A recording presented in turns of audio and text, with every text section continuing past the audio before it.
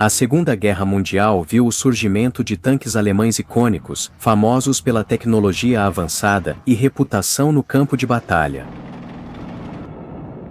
Tanques como o Tiger I e o Panther eram maravilhas da engenharia, ostentando blindagem espessa, canhões poderosos e sistemas de suspensão avançados.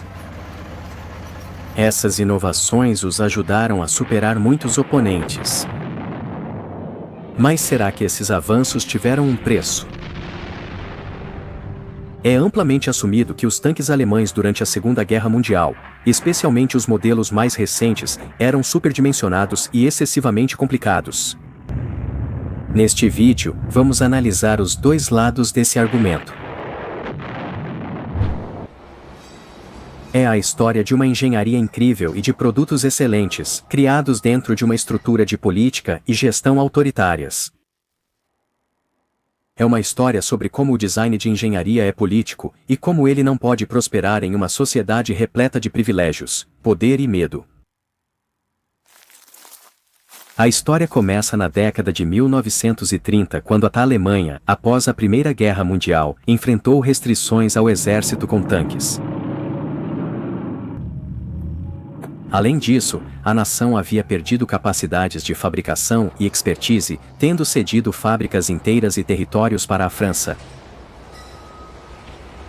Assim, a aspiração de Hitler de reconstruir um exército exigiu ações secretas e um retorno aos fundamentos.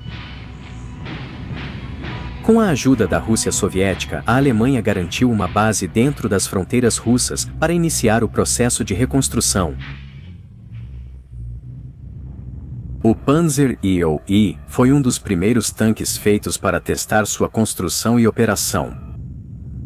Projetado apenas como protótipo minimamente viável, nunca foi feito para uso prático em combate.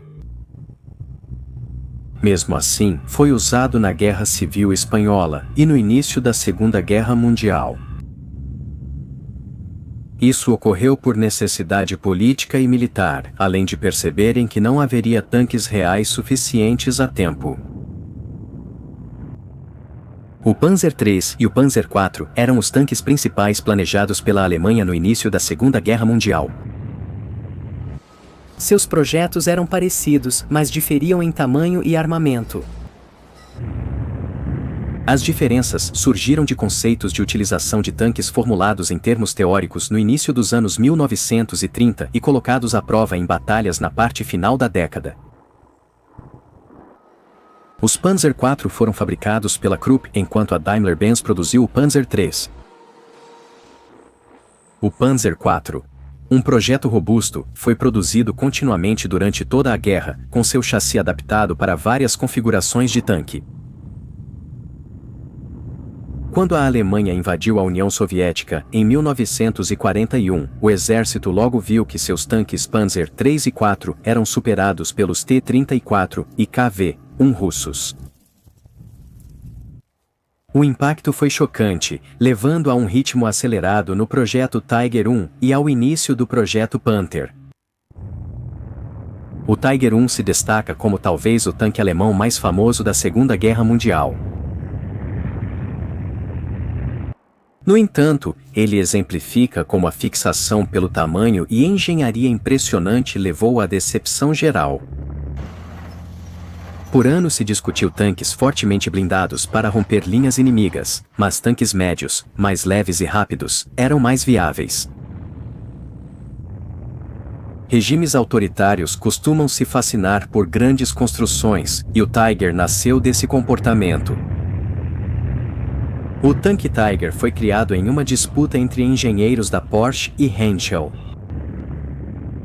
A rivalidade aumentava com o objetivo de conquistar a aprovação de Hitler nas demonstrações, às vezes marcadas para seu aniversário. Os avanços tecnológicos alemães na Segunda Guerra visavam apenas impressionar o Führer. No entanto, essa abordagem gerou grandes problemas. O Tiger era um tanque poderoso e impressionante, mas tinha baixa confiabilidade e alto custo de produção. Uma versão inicial capturada pelos britânicos foi meticulosamente dissecada, impressionando os engenheiros do exército com sua habilidade artesanal. Eles perceberam corretamente que isso era muito caro e consumiria recursos e tempo das fábricas. Isso se mostrou prejudicial para inúmeros projetos alemães. O aspecto de ajuste e acabamento dos tanques alemães também é digno de nota. Possuíam blindagem de alta qualidade, soldagem refinada e muitos componentes extras. Por exemplo, os fabricantes poderiam ter simplificado a produção eliminando inúmeras aberturas de visão e tampas desnecessárias nos primeiros modelos. Alterações como trocar assentos de couro por lona deveriam ter sido feitas no início da guerra. Poderiam manter a qualidade no essencial e descartar rápido os enfeites e extras. Produtos voltados a um grupo seleto de políticos consumiam cada vez menos materiais e dinheiro. O Pantera é visto como precursor do carro de combate moderno, equilibrando mobilidade, poder de fogo e blindagem. Ele adotou a blindagem inclinada dos tanques russos e avanços em suspensão e motor do Tiger I, criando um tanque médio excepcional. Ele foi produzido às pressas e versões iniciais foram enviadas ao combate, o que se revelou um erro. Os russos obtiveram informações sobre as vulnerabilidades do tanque antes que seu desenvolvimento estivesse completo. Depois, o tanque foi rapidamente reconstruído e aprimorado, tornando-se um veículo muito eficaz. O Pantera, com 45 toneladas, custava só um pouco mais que o Panzer IV de 25 toneladas. Os preços, sem rádio ou canhão, eram 120 mil e 110 mil Reichsmarks, respectivamente. A diferença de preço se deve aos métodos de produção avançados usados no design simples do Pantera. Outro aspecto que vale a pena destacar é a confiabilidade mecânica dos tanques alemães mais pesados. É bem conhecido que os tanques alemães ganharam uma reputação de serem notavelmente pouco confiáveis e exigentes em termos de manutenção. No caso dos tanques Tiger e Panther, isso ocorreu principalmente por terem sido enviados às pressas para o campo de batalha, sem tempo para resolver problemas. Com o avanço da guerra, os problemas desses tanques foram resolvidos, tornando-os máquinas mais confiáveis. Mesmo assim, sua complexidade tornava a manutenção e os reparos mais demorados que nos tanques aliados mais simples. Grande parte das perdas de tanques ocorreu devido aos desafios das retiradas operacionais, dificultando a recuperação até mesmo de tanques pouco danificados. Nas fases finais da guerra, a Wehrmacht recuava com frequência, agravando as quebras de veículos. O Panzer IV permaneceu como o tanque prático da Alemanha, suprindo as necessidades e compensando a produção lenta e a baixa disponibilidade do Tiger I e do Panther. Sua produção continuou durante toda a guerra, devido à sua capacidade de atender às necessidades de forma eficaz. Evidentemente, um punhado de tanques excepcionalmente projetados não conseguiu garantir a vitória contra a multidão de tanques suficientemente bons, tanto na frente oriental quanto na ocidental. Governos autoritários frequentemente produzem itens impraticáveis, pois o excesso de deferência ao líder resulta em caminhos equivocados no desenvolvimento. Adolf Hitler gostava de ver os novos produtos e impor suas opiniões sobre eles. As pessoas criavam itens com o objetivo de impressioná-lo ou os modificavam para evitar sua desaprovação. Evidentemente, existia uma distinção entre a Alemanha e a Rússia. Apesar de ambos viverem sob regimes autoritários, Hitler participava mais das decisões de design, algo menos comum em Stalin. Durante a guerra, o inimigo define a vida útil do tanque e influencia a qualidade da produção. Os soviéticos priorizaram a produção de tanques devido às grandes perdas, exigindo fabricação em massa.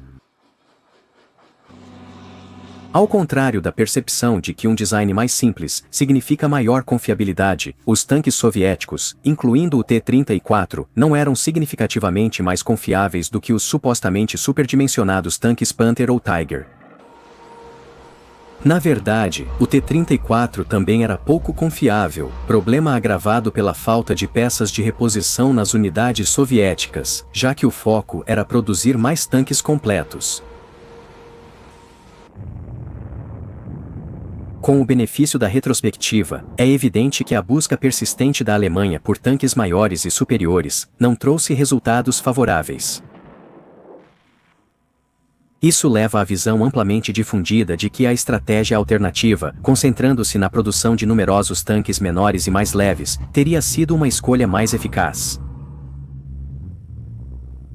A limitação da Alemanha era seu tamanho reduzido, recursos limitados e população restrita para recrutar tripulações de tanques. A indústria alemã era limitada e não conseguiu competir com os aliados, principalmente americanos e soviéticos.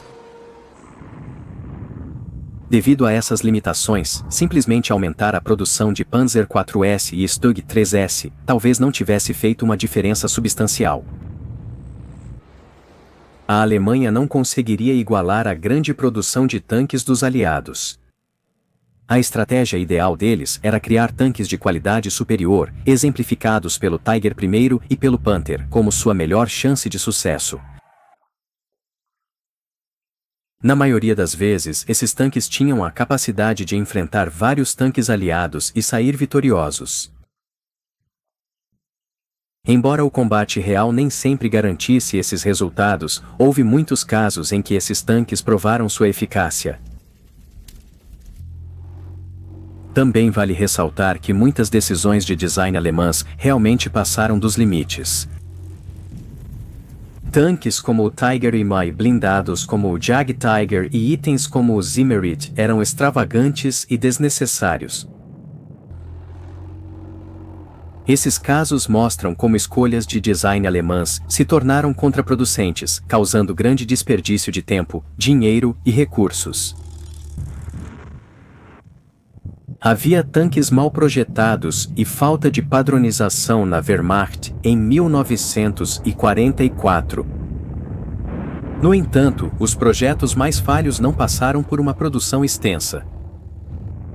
Os tanques pesados, mesmo com desvantagens, causaram danos significativos, justificando em parte seu custo e uso de recursos. O principal problema na produção de tanques alemães durante a guerra não era o excesso de engenharia. Na verdade, o principal desafio vinha do fato de a produção estar dispersa entre várias empresas, devido a fatores políticos. A influência dos magnatas alinhados com os nazistas levou à preservação de seus interesses próprios, mesmo durante um período de guerra total. A falta de padronização na produção e o foco na quantidade foram ainda mais complicados por essa abordagem fragmentada de produção. A Wehrmacht venceu batalhas com tanques inferiores e depois enfrentou a derrota com tanques superiores. A principal lição é que os resultados das batalhas dependem de mais fatores além do equipamento, foco comum entre entusiastas militares.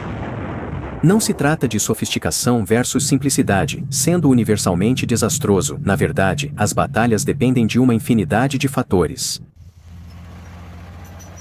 No final das contas, o conceito de priorizar qualidade em vez de quantidade faz sentido para a Alemanha.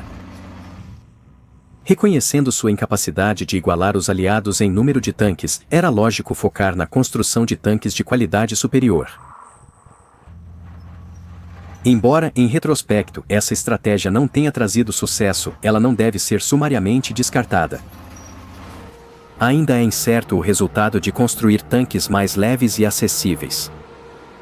É possível que essa pudesse ter sido uma abordagem mais eficaz, ou talvez não. No final das contas, ficamos sem uma resposta definitiva.